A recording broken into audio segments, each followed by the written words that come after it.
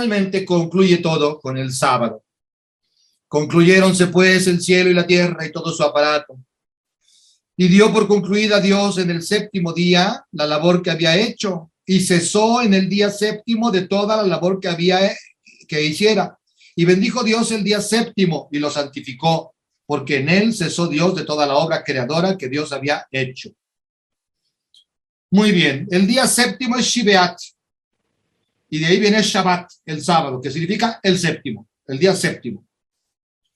Es muy interesante este último colofón, digámoslo así, del relato, que parece innecesario. La creación ya acabó, y sin embargo, ahora añade algo el autor, algo que no añade nada a la creación, aparentemente, aunque añade algo maravilloso. Dios crea la última obra maravillosa para el hombre, que es el Shabbat. Este día de reposo, evidentemente en las intenciones del autor sacerdotal, es para fortalecer ese día en el que están queriendo organizar al pueblo para que se reúna a oración y que deje de trabajar y escuche la palabra, etc. Él está queriendo fortalecer el sábado. El sábado es antiquísimo como institución en Israel, hunde sus raíces en el siglo XII y XI antes de la era cristiana, justamente en la época de la conquista de la tierra con Josué y del establecimiento de los primeros gobiernos con los jueces. Pero no tuvo éxito el sábado, nadie lo respetaba. Ahí estaba como una rémora. El sacerdotal retoma la institución sabática para fortalecer un aspecto fundamental que sin él no existe todo lo demás. Y ese aspecto es encontrar el sentido de la vida. Y el sentido de la vida se llama Shabbat, es decir, encuentro con Dios. El Dios que reposa para que el hombre repose. El Dios que reposa y contempla su creación y ve que todo estaba muy bien. No sé si lo vi acá. Aquí. Fíjense cómo termina el día sexto. Vio Dios cuanto había hecho y todo estaba muy bien. Y atardeció y amaneció día sexto. Así termina la obra creadora. Ahora hay que gozar de lo que está muy bien.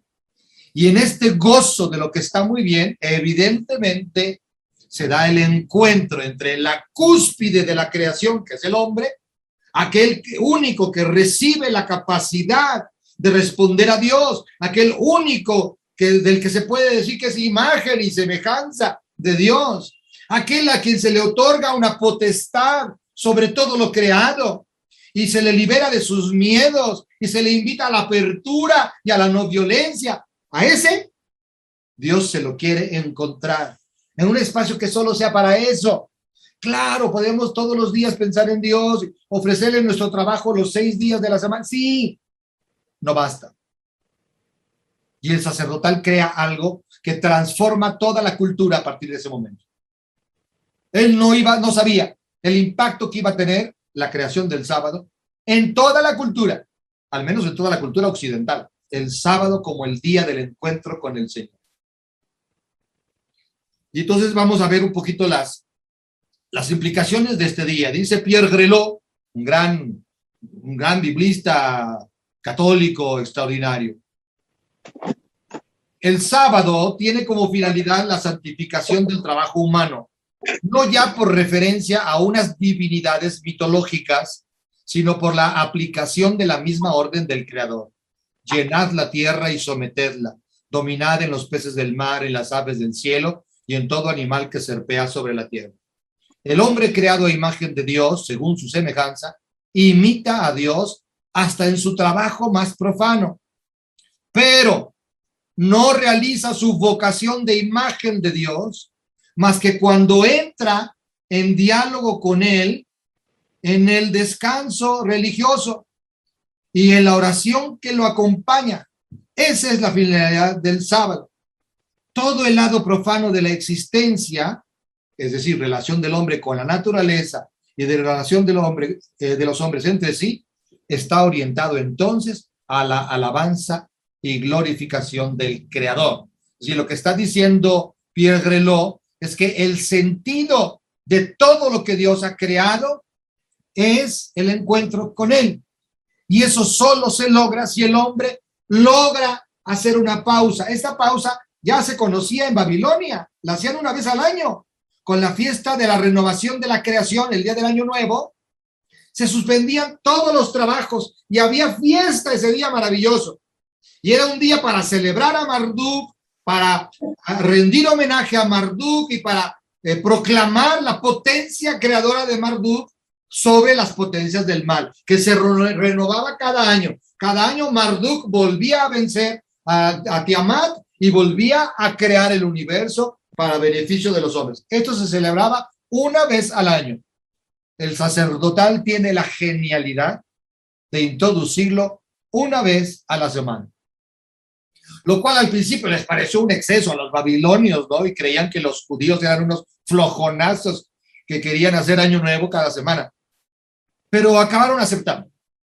¿Por qué? Pues porque los judíos eran muy productivos, realmente.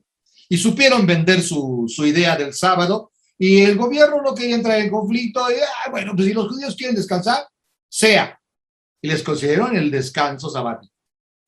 Lo que hizo también Roma. Cuando Roma logró conquistar Palestina, una de las principales batallas que ganaron los judíos en Roma, dialogando y negociando en el Senado romano, una delegación judía consiguió el permiso del emperador de que el único pueblo que podía descansar un día a la semana fuera el pueblo judío. Y lo consiguieron. Porque es el día para ellos en lo que todo tiene sentido, en lo que todo recobra su justa dimensión, porque podemos dedicarnos a copiar fuerzas, es día de descanso, pero también a iluminar lo que nos está sucediendo. Es día de encuentro con la palabra, es día de iluminación de nuestra propia historia. Entonces les voy a dar algunas indicaciones así muy básicas de aplicación espiritual de todo el relato sacerdotal. Respecto al hombre creado a imagen de Dios, es muy importante que no proyectemos sobre Dios lo que es el hombre. No es Dios el que es creado a imagen del hombre, como muchas veces sucede, que atribuimos a Dios cosas que vemos en nosotros, como nosotros somos amantes de la bondad y de la verdad, atribuimos a Dios la bondad suprema y la verdad última. Está bien, pero vayámonos con cuidado, porque a la hora de definir lo que es Dios, solemos más hacer proyecciones nuestras que aceptar la indescifrabilidad del misterio, a lo cual nos invitan muchas teologías negativas que hay en el mundo y que nosotros hemos rechazado muy acríticamente. La teología negativa de Kitamori es muy interesante en este sentido. Él dice, la única teología posible es la negativa. Toda teología positiva es una grotesca blasfemia. ¿Y a qué se refiere Kitamori? A que lo único que podemos decir de Dios es lo que Dios no es. Pero decir lo que Dios es, explicar el misterio de Dios. Error en el que hemos caído muchas veces los cristianos, con nuestras sesudas teologías y las procesiones divinas y la relación entre el Padre y el Hijo y el Espíritu Santo. Y muchas veces, cuando tú lees ciertos tratados de teología, dices, ¿este qué hongo se metió? ¿De dónde lo saca? Sí tenemos elementos que nos reveló Cristo para hablar de la Trinidad, pero poco más que eso, poco más. Y entonces, por eso aquí recuerdo el mandato que aparece en el Éxodo. No harás imágenes de Dios. No trates de representarlo en tu cabecita. A Dios se le vive, no se le conceptualiza. Y el catolicismo ha construido un concepto sobre Dios. Por eso, muchas veces nuestras comunidades católicas son ataráxicas, son apáticas, son pasivas, porque ya tienen el concepto. Y Dios no puede vivirse como concepto. Si mantenemos la teología negativa viva, ¿Le podemos poner un freno a la teología positiva? Claro que podemos hacer teología positiva de muchas cosas. Hay muchas cosas que Dios nos ha revelado. Y este mismo texto del Génesis, pues es una revelación maravillosa de cosas muy importantes, pero cuidado. A la hora de hablar de Dios, mantengamos un silencio respetuoso, mantengamos una contemplación del misterio en el que el corazón mismo se deje inundar por una verdad que no es tanto racional, porque no puede entrar en la razón, pero es más vivencial, es más una fuerza de amor y ya estoy usando conceptos, pero no usemos conceptos, vivamos lo que Dios nos pide vivir en la Escritura. Si usted logra vencer sus miedos, sobre todo el miedo a la muerte, si usted logra abrirse a las otras culturas y a los otros pensamientos en auténtico respeto y armonía a los que piensan diferente, si usted logra estar atento a las cosas que pudieran ser una tentación de absolutización de lo creado, si usted logra vivir eso, aunque no tenga clara su cabecita la teología y qué es Dios y cómo se compone la sustancia divina o las dos naturalezas de Cristo y la unión hipostática y la transubstanciación de la Eucaristía, aunque no sepa explicar eso, si usted vive las categorías que Dios sugiere para la vida humana, usted tiene un conocimiento de Dios. Y no es lo mismo racionalizar a Dios que vivir en Dios.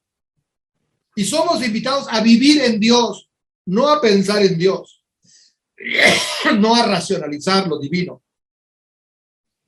¿En qué sentido la semejanza? La semejanza en el sentido de la construcción de lo humano.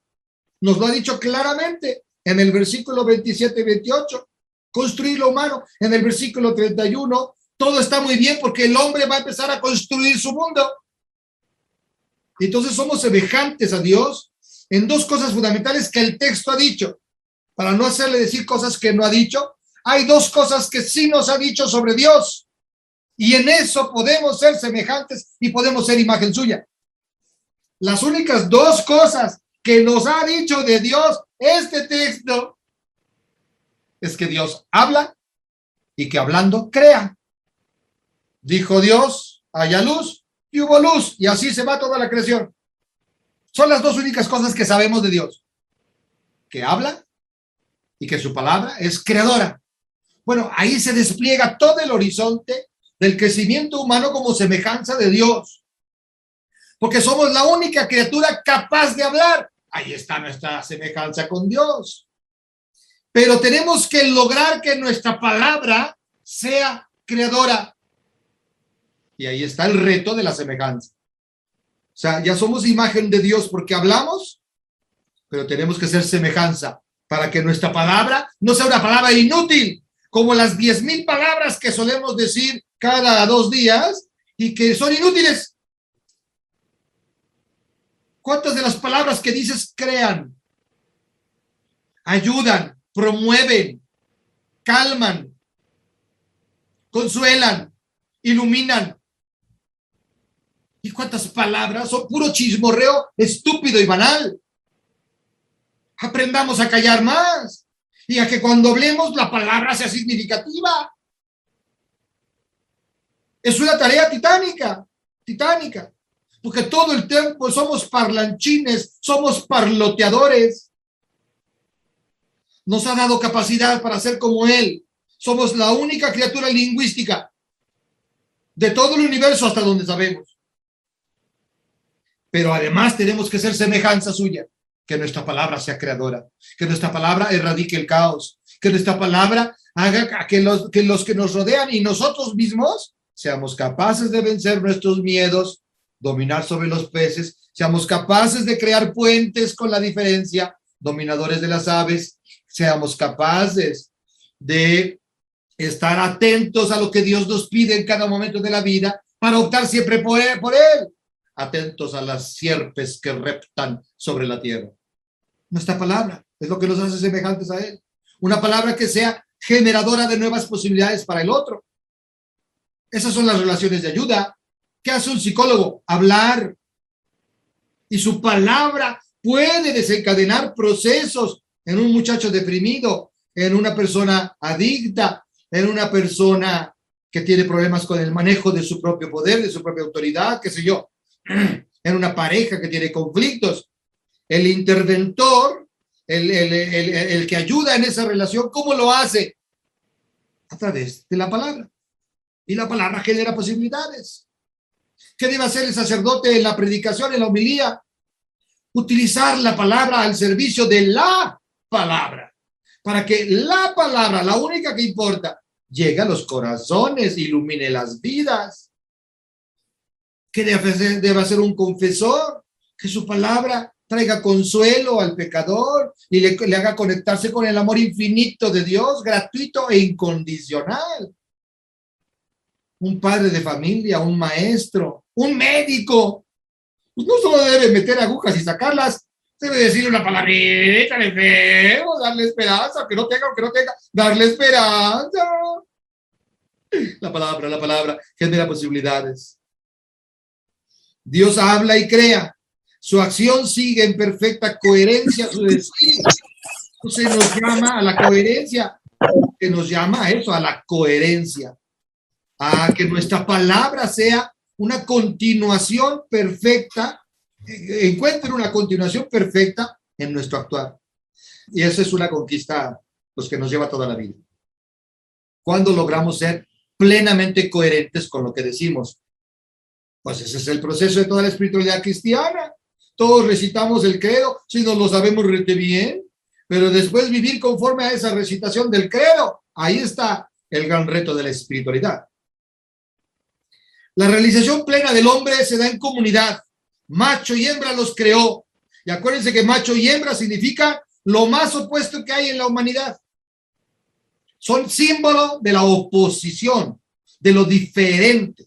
Nada más diferente a un hombre que a una mujer. Bueno, en la oposición, en la diferencia, en el contraste, llamados a la unidad, llamados a la comunión, llamados a ejercer juntos el sometimiento de la tierra. Y entonces el gran reto del hombre es descubrirse individuo que aprende a vivir en comunidad. Sin comunidad no hay fe, no hay fe. No existe, al menos en judío y en cristiano, no existe relación con Dios si no hay una relación profunda y cada vez más comprometida con la comunidad. No existe. En el budismo sí, pero quizás por eso hasta ni creen en Dios como un ser personal. El budista no necesita de la comunidad. El cristiano sin comunidad no es cristiano. Es otra cosa, quién sabe que sea. Devoto de la Virgen, pero no es cristiano. Seguidor de San Juditas, pero no es cristiano. La comunidad es la base fundamental para que el hombre se desarrolle como hijo de Dios. Es un mandato comunitario. Adán es un nombre de corporeidad, es un nombre de comunidad. Significa la humanidad. Adán. Con lo cual es interesante. Lo que nosotros hemos convertido en nombre singular de una persona, en realidad es nombre de una comunidad. Y solo podemos encontrar la plenitud de esa comunidad si nos desarrollamos plenamente en relación con los otros. Y eso se llama proyecto de hominización. El hombre y la mujer son el emblema de la oposición bipolar, de la oposición antipodal, que son los extremos de lo humano, pero al mismo tiempo llamados a crecer en hominización. No estamos acabados como sujetos, somos criaturas en construcción. Y esto introduce un contraste interesante y bellísimo. Por un lado, ya fuimos planificados y codificados por Dios. Nos ha dado una estructura básica. Pero por otro lado, somos plan. Y por lo tanto, somos imprevistos e indeterminados para el mismo Dios. ¿En qué me voy a convertir yo? Dios no lo sabe. Sabe todas las posibilidades que tengo, pero no sabe hacia cuál me voy a dirigir. La grandeza del hombre, ¿no? Bará, que se utiliza 3 veces, creación de algo nuevo. Y siempre somos eso, algo nuevo. Aún la más aburrida de las personas que parece que no tienen nada nuevo que contar, es nueva cada día. Y puede ser nueva cada día. Si se deja tocar por la potencia de Dios, que siempre anda creando posibilidades en mí, siempre anda creando retos y desafíos en la comunidad, siempre anda creando. de tal manera que el mundo se encamina hacia una perfección. Esta perfección se logra solo si descubro al otro como mi fuerza y como mi debilidad. Y en ese sentido podríamos aludir, aunque le caiga gordo al sacerdotal, esta frase del yavista: el otro es hueso de mis huesos, es mi fuerza, pero también es carne de mi carne. Puede ser mi debilidad y tengo que estar muy atento a que sea mi fuerza, pero a que no sea mi debilidad. No puedo poner mi seguridad en el otro. Me da fuerza, me motiva. Tengo que colaborar con otros para construir la vida social. Tengo que colaborar con otros para el desarrollo y el progreso. Tengo que colaborar con otros para la ingente labor educativa. Pero no puedo poner todo mi ser y mi seguridad en el otro. Porque el otro puede ser entonces mi destrucción. Entonces es un equilibrio difícil de lograr. La fecundidad, crear vida en otros, no solo como tarea, sino como orden. Y por lo tanto estamos llamados a generar otras semejanzas con Dios. Estamos llamados a hacerlo nosotros, ser cada vez más semejantes a Dios, pero estamos llamados a ir propiciando procesos de asemejamiento. No podemos quedarnos tranquilos mientras el hombre vive en soledad, mientras el hombre vive en procesos autodestructivos, mientras el hombre ignora la fuente de su vida, que es Dios. Algo tenemos que hacer, algo, quién sabe qué, para que el otro se acerque un poquito más a la semejanza que Dios quiere en él.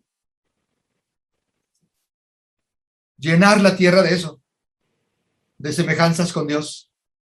¿Cuántas semejanzas ha creado usted con Dios en otras personas? Ser productivos en la fe también. ¿Qué produces en la fe? ¿A quién ayudas en la fe?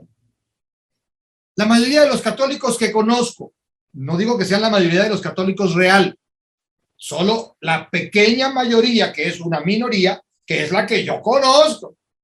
Quizás me he desenvuelto en ambientes católicos bastante defectuosos, pero la mayoría de católicos que yo conozco, que hacen apostolado, algún tipo de servicio, lo hacen más para sentirse bien ellos que realmente con un interés puesto en el desarrollo pleno del otro.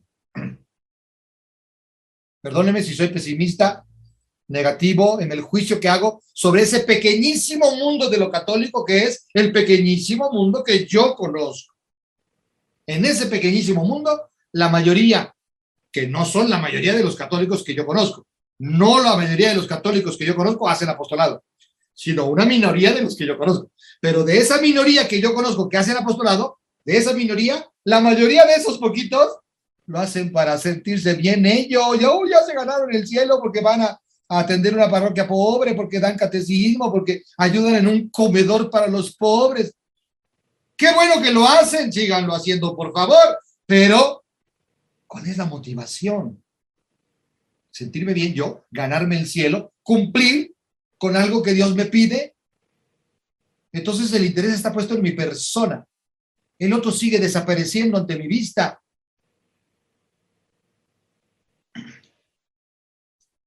Someter la tierra implica aprendizaje y difusión, es decir, construcción colectiva de un arte difícil, la obediencia a la palabra. Porque someter implica que alguien obedece a otro. Someter la tierra, en cuanto que es el ámbito de lo humano, como mandato recibido de Dios, es someter a los demás a mis caprichos, a mis intereses, a mis búsquedas personales. ¿O es que aprendamos juntos a someterlo todo lo humano a la única persona a la que debemos obedecer, que es Dios? No puede ser el Estado la potencia a la que queremos obedecer. Por eso, un Estado lo más pequeño posible es lo deseable, no un Estado gigantesco que todo lo invade. Porque no tiene derecho a invadir el ámbito de lo individual el Estado. Dios sí, porque es el único que invadiendo el ámbito de lo individual fortalece al individuo, lo hace crecer más. El Estado no. El Estado es una institución que pues extrae del individuo, somete al individuo a los caprichos de unos pocos. Eso sí, Eso sí, los estados nacieron así, como instrumento de unos pocos para dominar a unos muchos. ¿A quién debemos someternos? ¿A la institución religiosa? Tampoco. Estamos llamados a obedecer a nuestros pastores en la medida en que los pastores nos ayudan a crecer en el evangelio. Hasta ahí sí. Pero si el pastor se deschaveta, yo no tengo por qué obedecerlo. La institución no está por encima de la persona, está al servicio de la persona.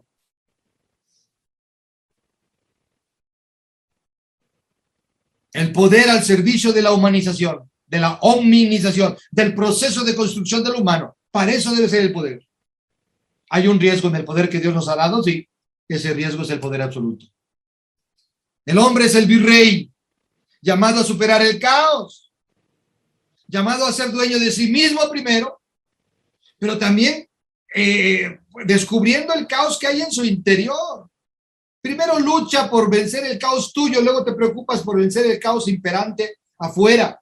Otra vez Jesús de Nazaret les decía a sus discípulos, ¿cómo te atreves a quererle quitar la paja que hay en el ojo de tu hermano y no has visto la viga que tú tienes en el tuyo?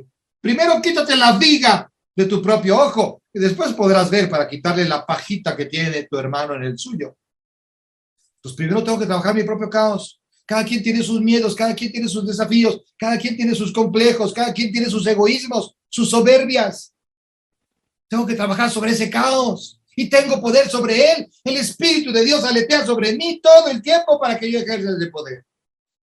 Entonces, primero que nada, tengo que ser dominador del salvaje que yo soy. Y después puedo empezar a dominar a los salvajes, no a los hombres, sino a las fuerzas salvajes que imperan donde hay caos. ¿Cómo puedo ejercer un efecto domesticador de las fieras? ¿Cómo puedo ejercer un efecto pacificador de las fuerzas turbulentas del caos si no lo he logrado en mi propio interior? Cuando Dios da una orden al hombre, creced y multiplicaos y henchid la tierra y sometedla. Cuando Dios da órdenes al hombre, lo que hace es manifestar un acto de fe suyo. Dios cree en el poder del hombre de responder. No le diría Dios a usted que domine los peces del mar, sus miedos, que domine las aves del cielo, aprenda a convivir con lo diferente sin contaminarse de lo que puede haber de equivocado en lo diferente. No le daría la orden de estar atento a las sierpes que reptan si no creyera que usted puede. Usted puede, no importa la edad que tenga. Usted puede, con todo lo que Dios le pida, usted puede. Dios nunca le pedirá algo que usted no pueda hacer. Y esto le da a la historia un carácter de moralidad. Hay una moral de la historia, que es lo que hacemos para transformar la realidad histórica en una realidad mejor para los otros y para nosotros. Por eso se puede hablar también de una espiritualidad de la voluntad. La voluntad necesita someterse a un proceso que la convierta en voluntad espiritual. La espiritualidad no es algo acá arriba, en los conceptos. Es algo que brota de la capacidad de tomar decisiones y de actuar sobre el mundo circundante y sobre el mundo propio. Una espiritualidad de la voluntad es lo que sugiere el sacerdotal en su maravilloso texto. Y por último, vio Dios cuanto había hecho y todo estaba muy bien. Los 6 días de la creación dijo, todo está bien. Ahora dice, todo está muy bien. Y habla esto de esperanza. El sacerdotal es un esperanzado. Por eso la frase que suena cursi y a veces falsa de los gringos, it's okay, todo va a salir bien. ¿Han visto que los gringos a cada rato dicen eso? Está alguien ahí en el hospital con cáncer terminal y sus familiares le dicen, it's okay, todo va a salir bien. Y uno dice, pero ¿cómo? ¿De dónde sacar eso? De la esperanza. Todo va a salir bien aunque te mueras. Habría que completar la frase, pero ya no la completan porque es de mal gusto. Pero en el fondo es eso. ¿Qué puedes temer si estás en las manos de Dios? It's okay. Ese optimismo simplón de los gringos. Ese quererle garantizar al otro que aunque no lo vea, hay un futuro. Hay un futuro, aunque no lo veas. Estás atrapado en los condicionantes del presente y te está ahogando la tormenta del hoy. Hay un futuro, hay un mañana, hay un amanecer, hay un Dios, hay un sentido. Todo está muy bien. Todo está muy bien. Aunque nosotros todo lo veamos negro. Es un acto de fe en el mundo. Dios tiene fe en el mundo. Tengámosla nosotros también. Creámosla nosotros también. No todo está desgraciado. Al contrario, cada vez somos mejores seres humanos. ¿Estamos regando el tepache en muchas cosas? Sí. ¿Nos falta corregir muchas otras? Sí. ¿Quién podría decir que el hombre del siglo XXI no es mejor que el hombre del siglo I? Pues por supuesto que sí. Hemos avanzado en muchísimas cosas, y no solo me refiero a los desarrollos de la ciencia y de la técnica. Nuestro pensamiento, nuestra manera de tratar al otro, nuestra manera de convivir, nuestras construcciones sociales son mucho mejores. ¿No hemos podido erradicar la pobreza? No, tenemos ese desafío. ¿No hemos podido disminuir la brecha de la desigualdad? No, tenemos ese desafío. Pero somos mucho mejores seres humanos que nuestros padres, que nuestros abuelos. Muy bien.